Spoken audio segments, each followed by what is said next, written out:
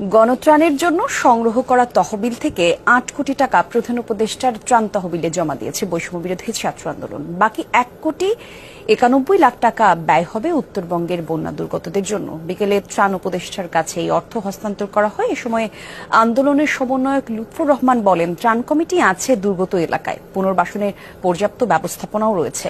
সময় নিয়ে পূর্ণাঙ্গভাবে রিপোর্ট প্রকাশ করে অডিট শেষ হয়েছে। টিএসসিতে ২২ থেকে ৪ সেপ্টেম্বর পর্যন্ত ১১,৮৪,৪২০ টাকা নগদ উঠেছিল।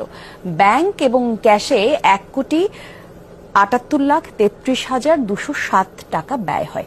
এর মধ্যে ৮ কোটি টাকা ত্রাণ তহবিলে আর ১,৯১,০০,০০০ টাকা উত্তরবঙ্গে ব্যয় হবে। প্রধান উপদেষ্টার ত্রাণ তহবিলে এ পর্যন্ত ৮৩,৪৩,২৮,০৮ টাকা ৫৩ পয়সা জমা আছে, আর বিভিন্ন সংস্থা দিয়েছে বন্যার জন্য।